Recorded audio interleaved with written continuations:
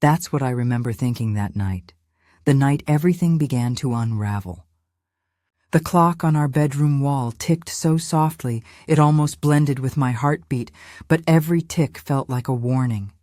Something was wrong. I could feel it. My husband, Mark, was in the bathroom, longer than usual. The sound of running water had stopped minutes ago, but he was still in there, quiet. My chest tightened. It wasn't the first time he'd locked himself in, saying he needed a shower after work. But this time, he'd come home smelling faintly of vanilla lotion, not sweat or motor oil like he usually did. Mark was a construction foreman, the kind of man who came home dusty, tired, and starving. But lately, he'd come home clean, his hair styled, his shirt still smelling like cologne, not the one I bought him, but something floral, lighter. I pressed my ear gently against the bathroom door. Nothing, just the faint sound of humming. I knocked once. "Mark, you okay in there?" A pause. Then his voice, slightly too calm. "Yeah, just shaving. At 11:30 p.m.? I stepped back, arms crossed, pretending not to notice how my stomach twisted into knots. I wanted to believe him. God, I did. We'd been married 7 years. I'd built my whole sense of home around that man, so I smiled when he came out, acting normal. He kissed me on the forehead like he always did, like I was some sweet, predictable part of his routine. And then he climbed into bed, scrolling through his phone with that half-smirk I used to find charming. But that night, I lay awake, staring at the ceiling, knowing something had already broken. We weren't perfect, but we were comfortable. Mark and I met at a friend's barbecue, back when I still believed love was something that happened to you, like a movie montage full of laughter and spilled drinks and knowing glances. He was easy to love. Broad-shouldered, warm, confident in that small-town way that made you feel safe. I'd been through enough heartbreaks to crave safe. So when he said he wanted to build a life with me, I believed him. We bought a little blue house near the edge of town. Nothing fancy. But it had a backyard big enough for my vegetable garden and a porch swing that became our ritual spot for coffee every morning. I worked as a dental hygienist. Steady job, good people. Mark's schedule was rougher, sometimes 12-hour shifts, but we made it work. Dinner at 8, bed by 10. Saturdays were for groceries and cleaning. Sundays for lazy mornings and church if we felt like it. People envied how stable we seemed, but comfort can be dangerous. It can make you blind. When someone starts pulling away, it doesn't happen in a single moment. It's in the small things, the unfinished sentences, the forgotten texts, the quick goodbyes. It started with his phone. He used to leave it on the counter while showering, open, unguarded. Now it followed him everywhere, like a secret he couldn't let go of. "Work's been crazy," he'd say.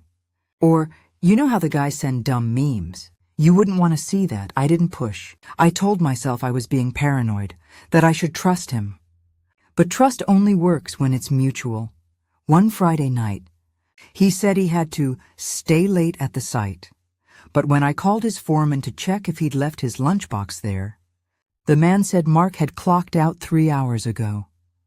My heart stuttered. I waited up that night, sitting on the couch in my old robe, watching the minutes crawl past midnight.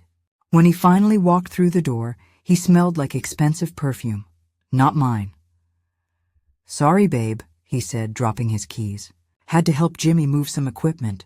You know how it is." I just nodded, my throat too dry to respond. He kissed my cheek. "You look tired. You should sleep." That's when I noticed it. A faint lip gloss smudge on his collar, barely visible under the light. I didn't say a word. Not that night. Instead, I lay in bed beside him, my mind replaying every memory, every laugh, every fight, every touch, trying to find the exact moment when love had turned into habit. A week later, I found the receipt. It was in his jacket pocket when I did laundry, a crumpled slip from a local pharmacy. Among the items, lube. That by itself wasn't strange. We were married. Things like that happened. But the timing didn't fit. We hadn't been intimate in weeks, maybe months. I sat there in the laundry room, the hum of the washer filling the silence, the receipt trembling between my fingers. That's when something inside me shifted. It wasn't rage, not yet. It was clarity. Mark wasn't the man I'd married anymore. And I wasn't the same woman who used to forgive too easily. So, I decided to stop pretending. People always think revenge is loud, screaming, smashing, chaos. But sometimes it's quiet, calculated, precise. I didn't plan to hurt him physically. I just wanted him to feel a fraction of the humiliation, the confusion, the powerlessness I felt. That's when I remembered the receipt. I knew exactly what kind of lube he used. The same brand he always bought. The kind that came in a small, discreet black bottle. So, one morning when he'd left for work, I drove to the pharmacy, bought the same one, and another bottle of industrial-grade superglue from the hardware store next door. When I got home, I cleaned the counter, put on gloves, and swapped the contents, drop by drop. Careful, patient, deliberate. I knew it was risky. I knew it was childish, even cruel. But after everything, it felt like the only language he'd understand. It wasn't about hurting him. It was about waking him up. That night, he came home late again. Another long shift. Another faint perfume scent. He didn't notice the switch. And by the next morning, well, let's just say karma works fast. When I woke to the sound of him yelling from the bathroom, a mix of pain, shock, and panic, I didn't rush to help. I just lay there, staring at the ceiling, listening, the thud of him kicking the cabinet.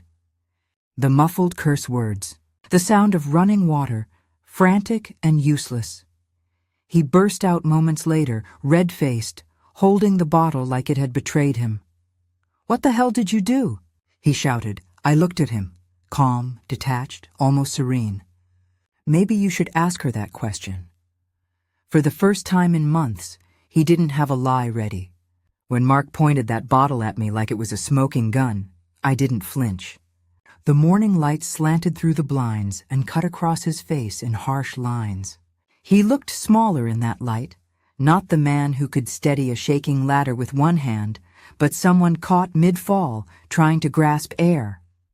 "You did this." He spat the words like they were claws. "You put something in—" He stopped, searching for the word that would make sense of what had happened to him. I could hear the bathroom sink dripping behind him.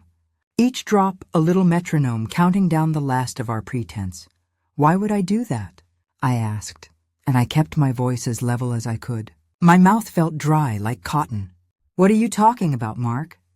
He was trembling, partly from the adhesive disaster in his hand, partly from something else I'd read in his eyes for weeks now. Guilt. The kind that sits on your shoulders and makes your jokes sound hollow. He jabbed a thumb toward the bottle.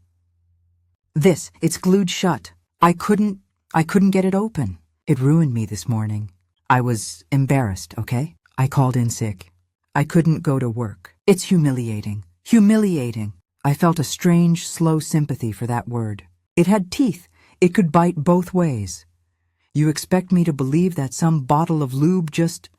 I stopped myself. The sentence was jagged. I could have told him about the receipt in the jacket.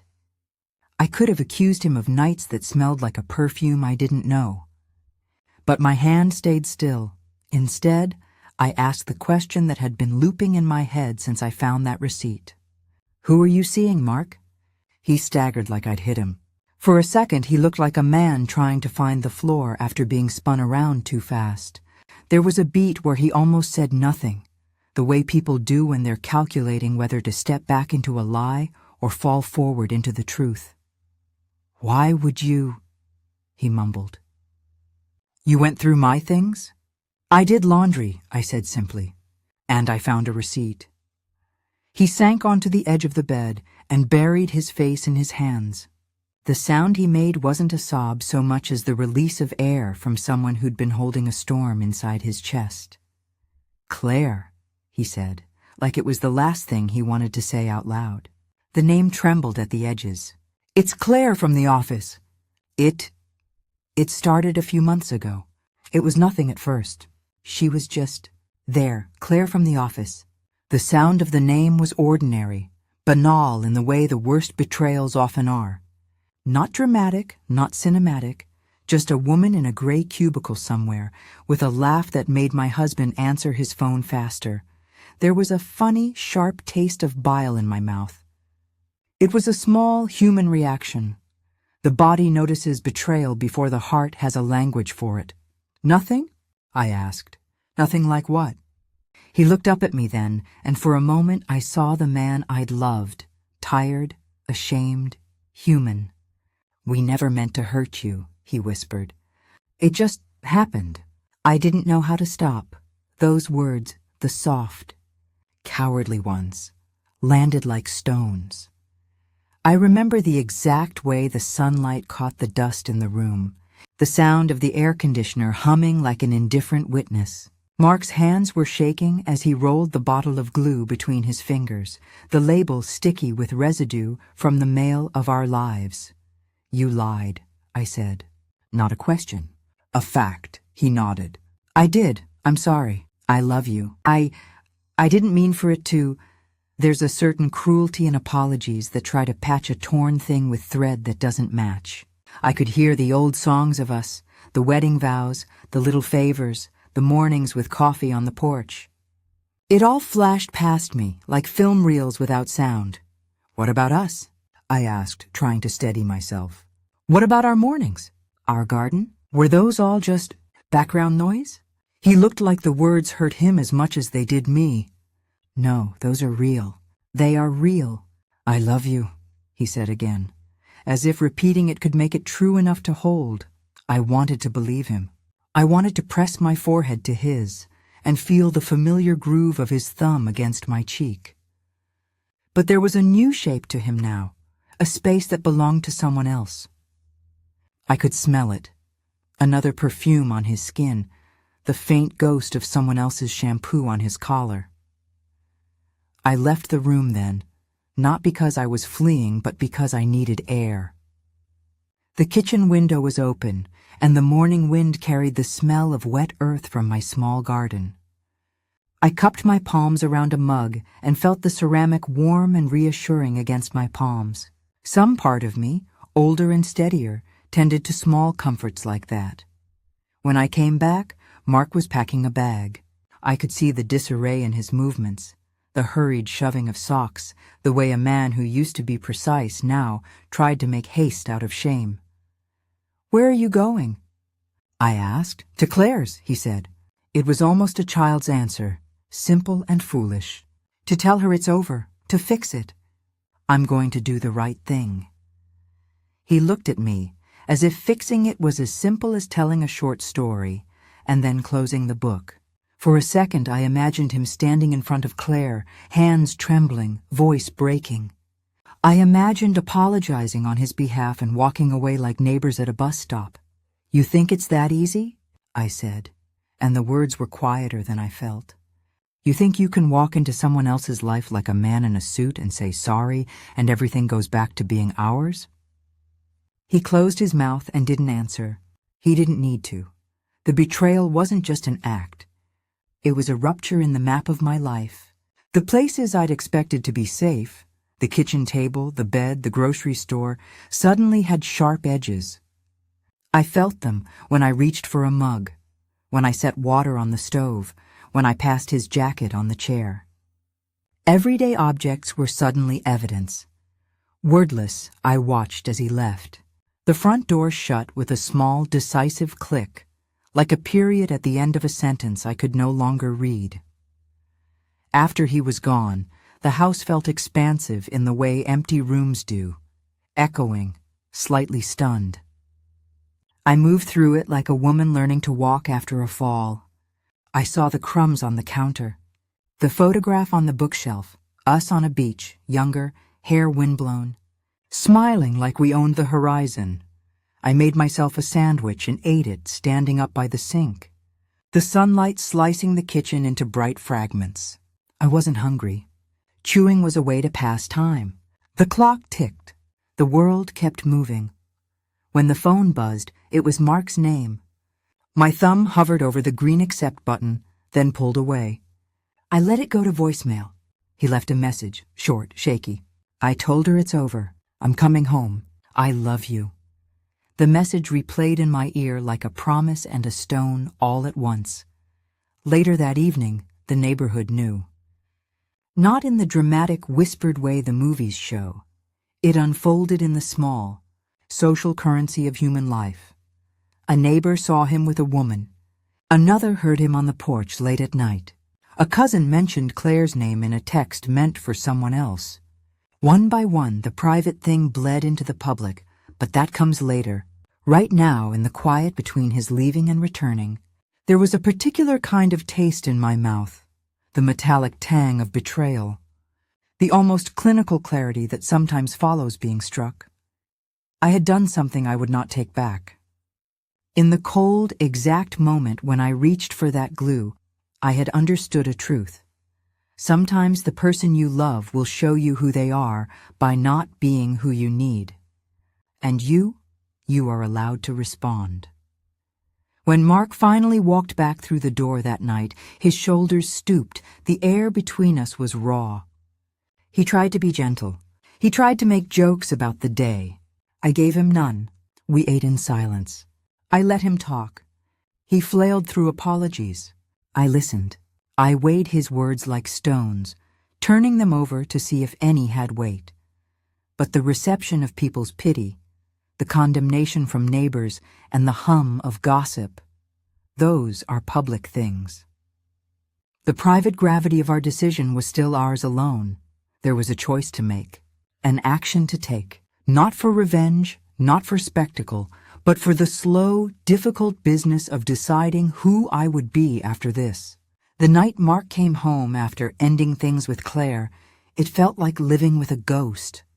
He moved through the house quietly, like he was afraid of waking up the life he'd broken. He kept trying to touch me, a hand on my shoulder, a brush of fingers when passing me a plate, but I couldn't stand it. His touch felt like static. Every gesture reminded me of all the times those same hands had been somewhere else. We barely spoke for 2 days. I went to work, came home, cooked, and pretended. Pretended to forget the glue, the confession, the smell of vanilla. Pretended I was fine. But inside, something was burning, slow and clean, like a candle flame. By the 3rd night, I decided to stop pretending. He was sitting in the living room, staring at the muted TV, a bottle of beer in hand.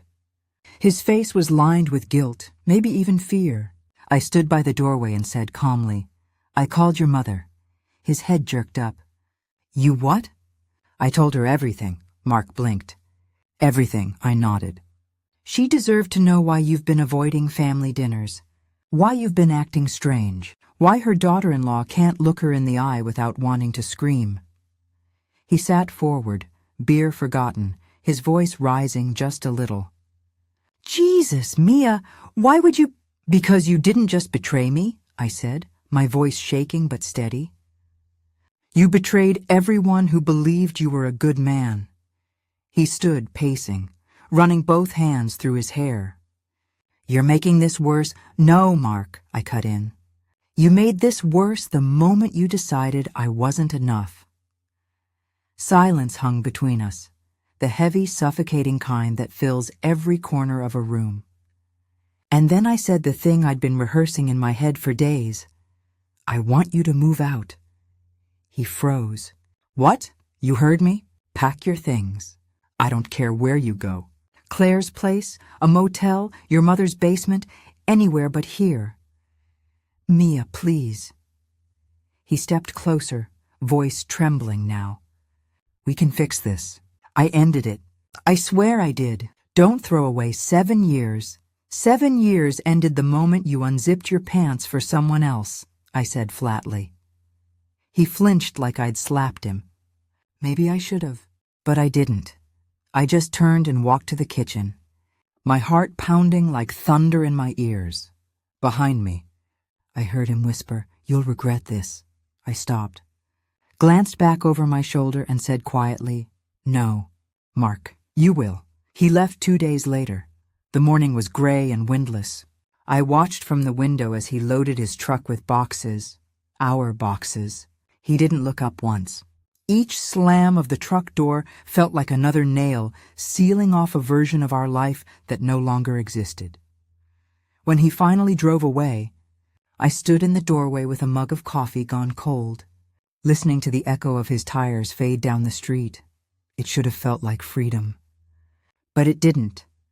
It felt like a quiet funeral for a marriage that had died long before the glue. Before Claire, before all of it, that night, I took a long bath, not the kind that relaxes you, but the kind where you sit underwater just to muffle the sound of your own thoughts. The house was silent, but not peaceful. Empty spaces have a way of mocking you, reminding you of all the laughter they used to hold. And then, right as I was drifting off to sleep, my phone buzzed. A message from an unknown number. "You think you're the victim, huh? Maybe you should ask what Mark told me about you." I stared at the screen, my pulse spiking. The number wasn't saved, but I didn't need to. I knew it was her, Claire. I didn't reply that night. I waited, thinking, breathing, letting the anger cool just enough to handle.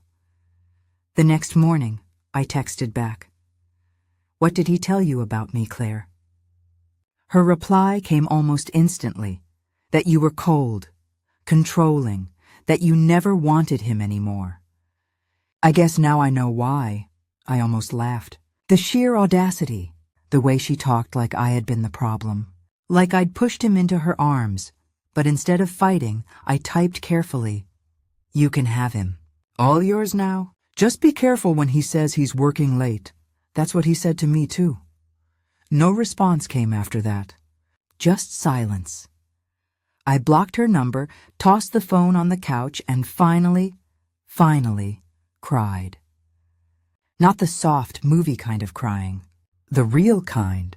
The kind that comes from somewhere deep and ugly, where every memory feels like a knife. In small towns, secrets don't stay buried. By the end of that week, everyone knew, or thought they did. My coworkers whispered in the break room. My neighbor, Mrs. Duffy, brought over banana bread just to check in.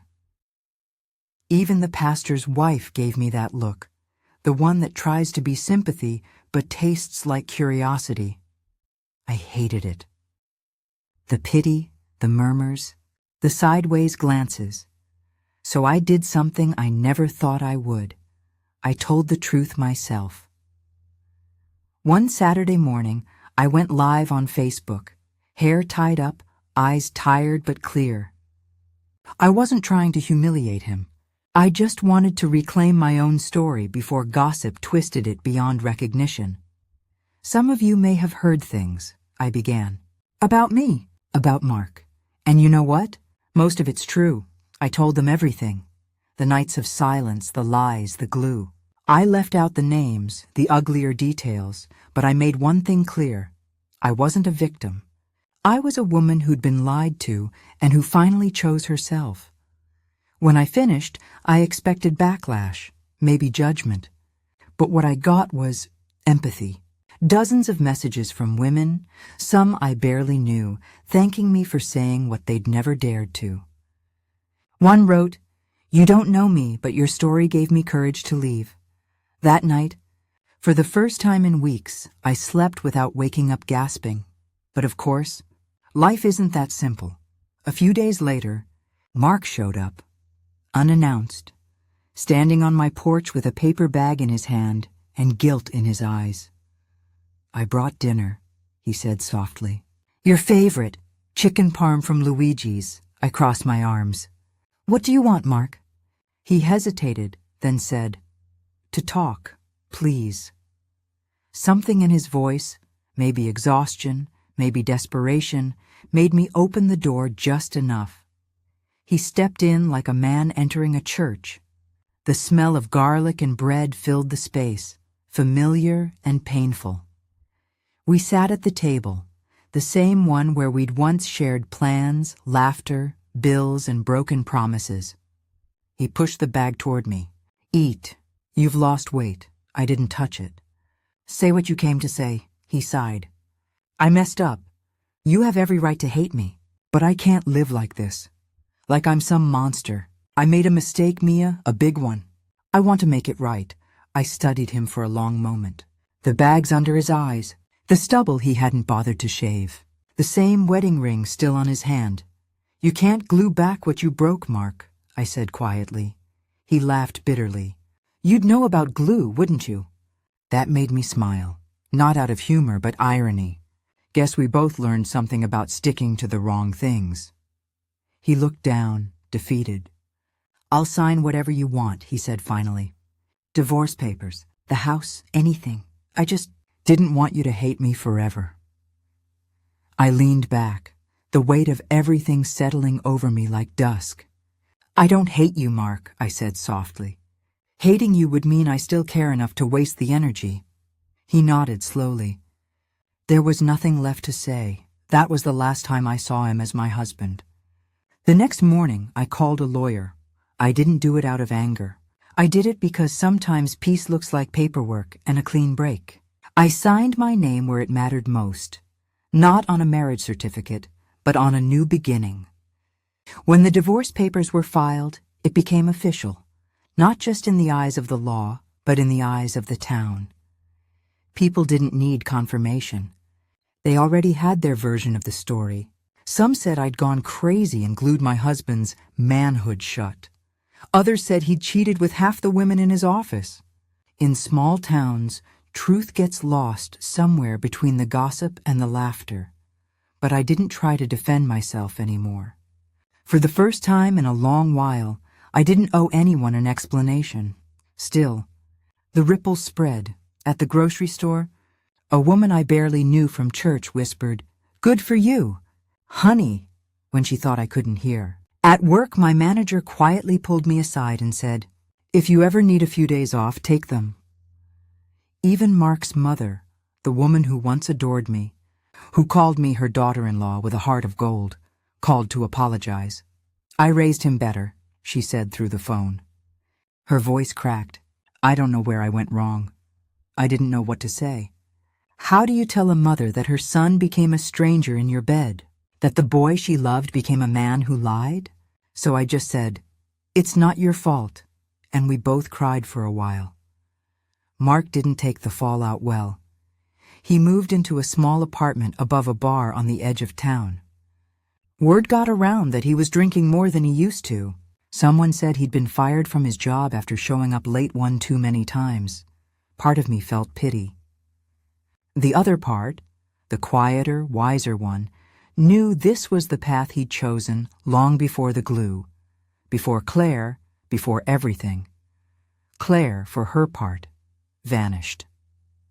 She quit her job at the construction company not long after the divorce went through, moved 2 towns over. I never saw her again. Sometimes, when I drove past the office, I'd wonder if she still thought of him, if she regretted being the reason another woman's world fell apart. But then I'd catch myself and let the thought go. That wasn't my burden anymore.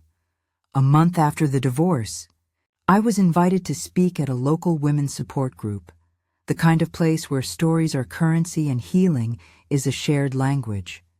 I didn't plan to say yes, but something inside me, maybe the version of myself that used to cry in the bathroom, or the one that poured super glue into a bottle of betrayal, whispered, "Do it." So I did. That evening, I stood in a small circle of folding chairs, a styrofoam cup of coffee trembling slightly in my hands, and I told my story.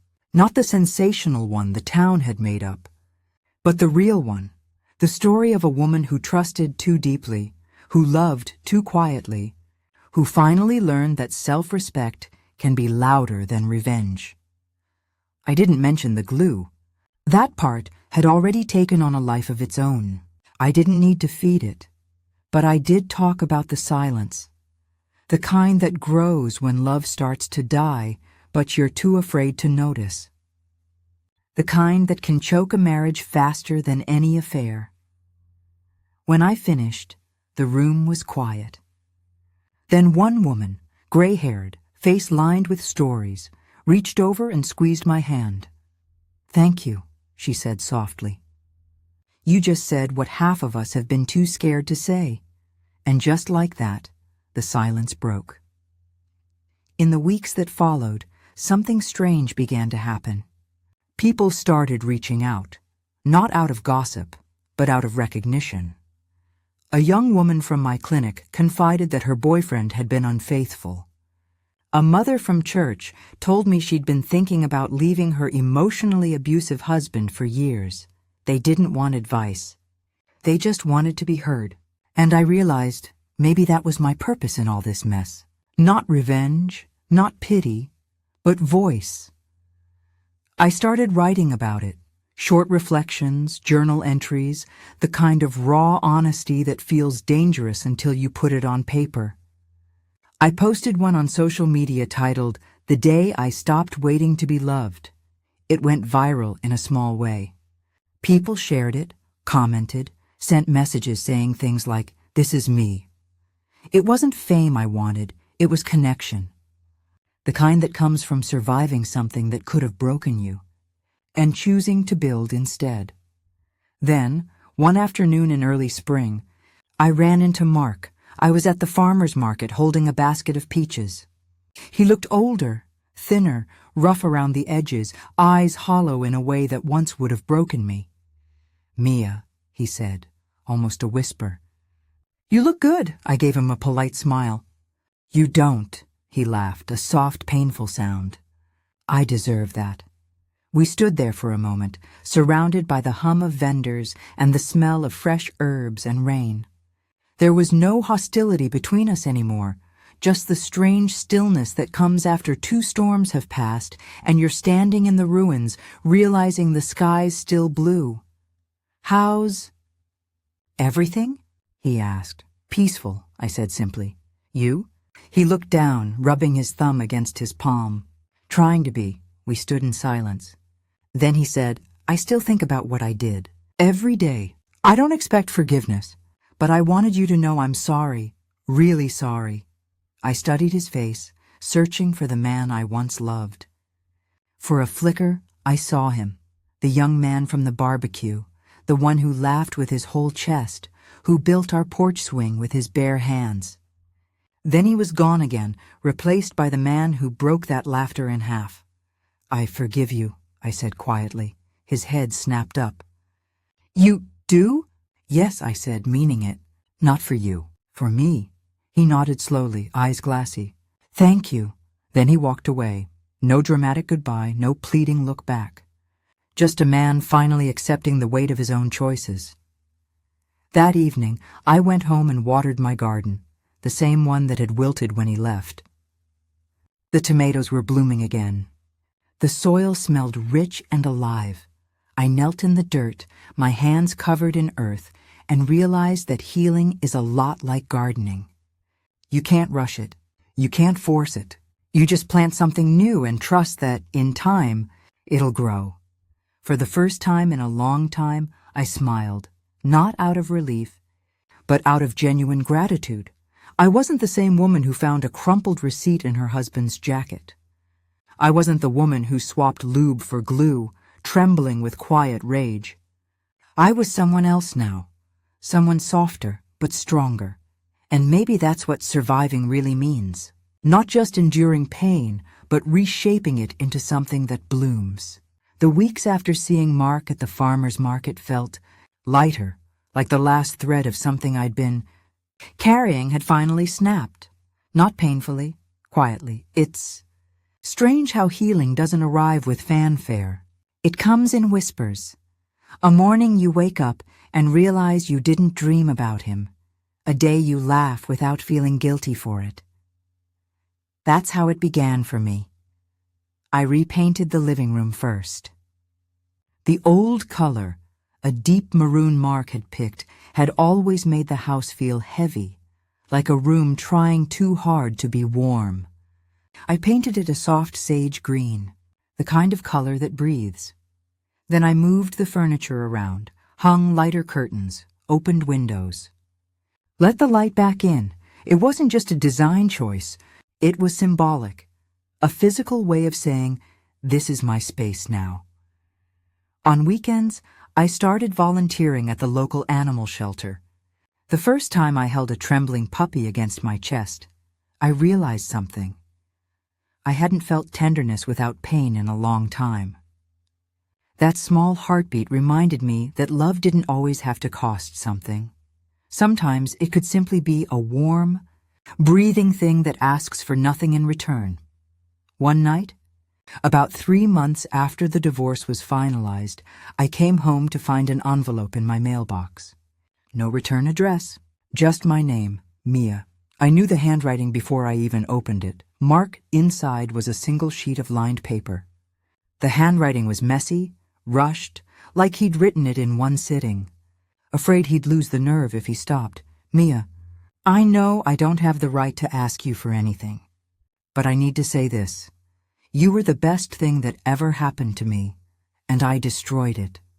I see that now. I've been in therapy. I'm trying to figure out why I keep breaking things that are good. Maybe I'll never know, but I wanted you to know that I'm trying. The glue thing, as much as it hurt, I deserved it. Not because of what it did, but because of what it showed me. Actions have consequences. And you gave me the one I needed. If forgiveness ever finds its way to you, know that I'll carry it like a gift. If it doesn't, I'll still understand. Marky folded the letter slowly, placed it in the drawer with old photographs and forgotten receipts. And I smiled. Not because I forgave him again, but because I didn't need to reply. Some things don't need closure. They just need acceptance. That summer I took a trip alone. I hadn't done that in years. I drove up to the coast, rented a small cabin overlooking the ocean. The kind of place where the mornings smell like salt and the nights are wrapped in the sound of waves. On the first morning there, I made coffee, stepped out onto the porch, and watched the sun spill across the horizon, slow and golden, like it had all the time in the world. And for the first time in years, I didn't think about what Mark was doing, or where Claire had gone, or what people in town were saying. I just thought about me. I read books, cooked simple meals, walked barefoot on the sand. And somewhere between the sound of gulls and the rhythm of the tide, I realized that healing isn't about forgetting. It's about reclaiming the parts of yourself you gave away trying to be loved. I had given so much of myself to that marriage, my time, my gentleness, my silence. But here, standing under an open sky, I felt whole again. When I got back home, I decided to start something new, a podcast of all things. It wasn't fancy, just me, a microphone, and a quiet room. The title came easily, Letters to the Women We Used to Be. Every episode was a letter, to the woman who stayed too long, who forgave too quickly, who forgot her own worth in the name of love. And as I spoke, people listened. The audience grew, slowly at first, then quickly. Women wrote in from across the country. One message said, I played your podcast while packing my bags to leave my cheating husband. Thank you for reminding me I'm not crazy. That one made me cry. Not out of sadness, but pride. I'd taken the ugliest part of my story and turned it into a lantern. And somehow, other women were finding their way by its light. Almost a year to the day since Mark left, I got a phone call from his mother. She said Mark had been sober for 6 months, working at a smaller company and attending counseling. He's not the same boy, Mia, she said softly. He talks about you a lot, says you saved him from himself. I listened quietly, then said, I didn't save him.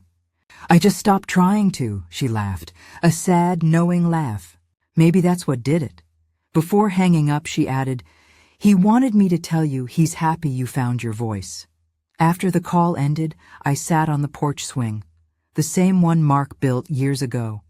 It creaked softly beneath me, the way old wood does when it remembers things. I looked up at the night sky, endless and still, and whispered, "So am I." It took me years to understand something simple. Love isn't about how much pain you're willing to endure for someone. It's about how gently you're willing to hold yourself when they don't deserve your softness. I don't regret the glue. I don't regret the anger, or even the heartbreak, because it led me here, to peace, to purpose, to myself.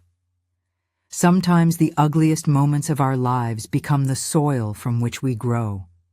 And though it hurt like hell, I'm finally blooming. They say time heals all wounds. I don't think that's true. Time doesn't heal. It teaches you how to live with the scars, how to trace them gently instead of wishing them away. That's what I've learned. I still see reminders of the woman I was back then, the one who waited up for a man who'd already left her in every way that mattered, the one who thought loyalty meant silence and that forgiveness meant staying. But when I look in the mirror now, I see something different. I see the woman who stopped waiting, who poured glue into a bottle of lies, not to hurt, but to make a statement, to reclaim her own story in the only language her betrayer could understand. It wasn't about vengeance. It was about voice. Sometimes the universe doesn't whisper. It hands you a mess and says, "Here, make meaning out of this," and I did. Now, when I sit on my porch swing with a cup of coffee, the same swing Mark once built with his bare hands, I don't think about him. I think about the thousands of women who've written to me, women who found the courage to walk away, to choose themselves, to begin again. We're all survivors of something, aren't we? Whether it's betrayal, heartbreak, or the quiet ache of being unseen, we all carry a story that once threatened to break us. But here's the truth I hold close. You can't control who hurts you. You can only control what you do with the hurt. You can become bitter, or you can become better. You can stay silent, or you can speak. You can let it ruin you, or you can let it rewrite you. I chose to rewrite, and if you're listening to my story right now, sitting in your car or cooking dinner or maybe crying quietly in the dark, I want you to know it's not too late for you either. You can start over. You can paint your walls a new color. You can build a new routine. You can fall in love with your own peace before you ever try to love another person again. Because healing isn't a destination. It's a choice you make every day. Sometimes I still hear Mark's voice in my head, a ghost of who he used to be. But I don't hate him anymore. He was a chapter, not the story. And the story is mine. Would you have done what I did? Would you have poured the glue? Or would you have walked away in silence? Tell me in the comments. I want to know your truth. And if you ever need a reminder that you're stronger than your pain, subscribe, stay, listen. There's always another story waiting to be told.